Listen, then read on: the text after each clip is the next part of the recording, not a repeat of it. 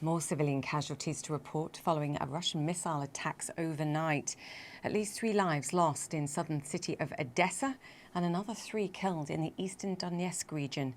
Meanwhile, the Ukrainian military is claiming further territorial gains in Zaporizhzhia. And that's where we find our Fred Pleitgen. Fred, I believe you've been spending time with some of the troops on the front line. How are they doing and how's morale?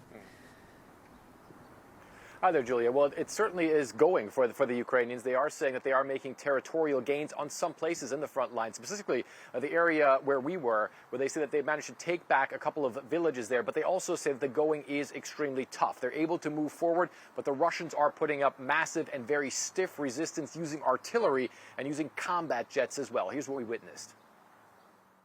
Ukrainian forces firing at Russian troops holed up in Blagodatnya in South Ukraine. This video, the brigade says, shows the Russians making a final stand here. Much of the area near the front lines deeply scarred by combat. This is the area of Ukraine where the heaviest fighting is currently taking place, and you can see what it's done to a lot of the buildings in the cities and villages around this area. And that fighting is set to get even worse.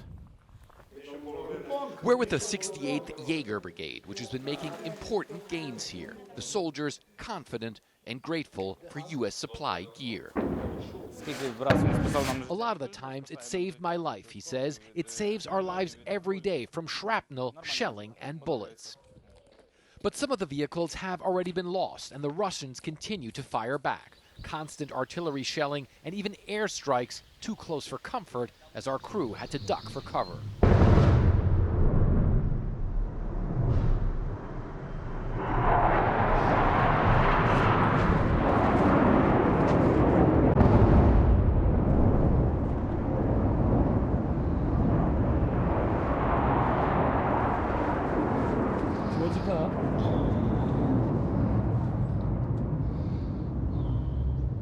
Still, the deputy brigade commander says his soldiers are just getting started.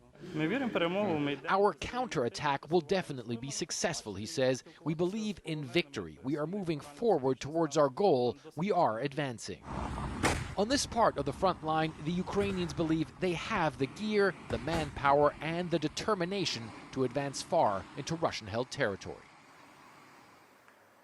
So as you can see, Julia, some pretty tough battles that are going on there on that southern front and in southeastern Ukraine. And of course, we were only on one small part of that front. It really is several hundred miles long. And there are areas, of course, where the going is even tougher for the Ukrainians. Where late last week, the Russians claimed to have shot down a lot of Western supplied armor. They're also putting out some videos. So the going is definitely tough for the Ukrainians, but what really stood out to us, Julia, was the fact that morale was very high among those Ukrainian soldiers, especially after they've been able to make those initial gains. And those gains are very important. They go pretty deep into the territory that has been held by the Russians. But I think that the Ukrainians also very much understand that the going is only going to get tougher from here on. The Russians have very strong layered defenses in the hinterland. Those go on for a very large part or for a very long distance.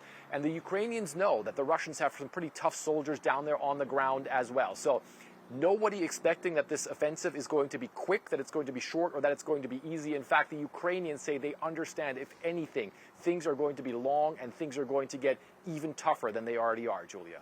Yeah, they're prepared. Fred, good to have you. Thank you. Fred Pleitgen there.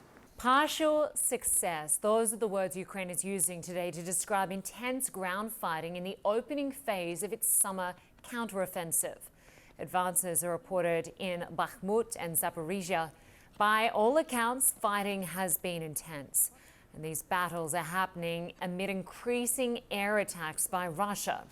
Ukraine says missile strikes killed 3 people in Odessa and 3 others in the Donetsk region. I want to bring in our senior international correspondent, Sam Kali, who joins us now live from Kiev. Good to have you with us, Sam. So let's start with this summer counteroffensive, certainly underway. Talk to us about where the efforts are focused right now. Well, I think the main and new effort, if you like, is on that front line in Zaporizhzhia, basically about halfway between Zaporizhzhia city and Donetsk city, the latter, of course, held by Russian-backed separatists since 2014-15. So in that context, this is a very important front line indeed from the Russian perspective, because it is the defensive line against possible Ukrainian advances towards relief of the Crimean Peninsula. It also captured by Russia back in 2014. But the Ukrainians initially began with their assaults there in a rather low-level series of reconnaissance raids, reconnaissance by force as it's known in the military trade. Now it's stepped up its actions in a significant way. It's still not a kind of blitzkrieg. It's not the massive assault that many people were anticipating. They're still making very small incremental gains here and there. They are taking significant casualties.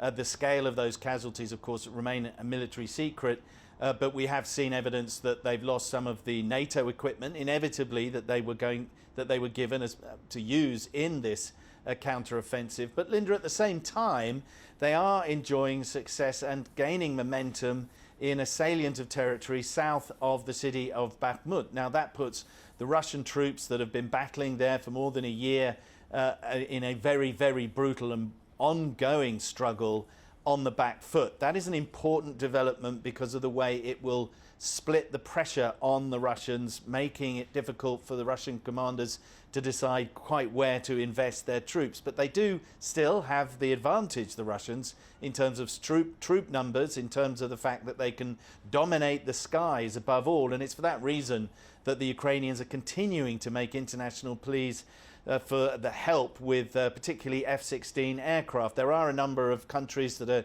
currently have agreed to or have even begun training of pilots on fourth-generation fighter jets, but they've yet to be seen, any of those jets given, much less deployed here in Ukraine, Linda.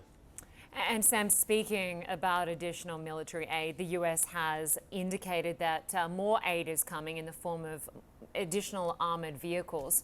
And this, of course, comes as the head of Russia's private military company has indicated that his forces will return to the front lines in August. What more can you tell us? Well, Yevgeny Prigozhin, the mercurial leader of the Wagner mercenary group, has indeed, as you rightly say, said that his troops will be returning to the front line in August. They were fighting in Bakhmut. Indeed, it was their rotation out and the rotation of other regular army groups in that coincided with this Ukrainian push and advances.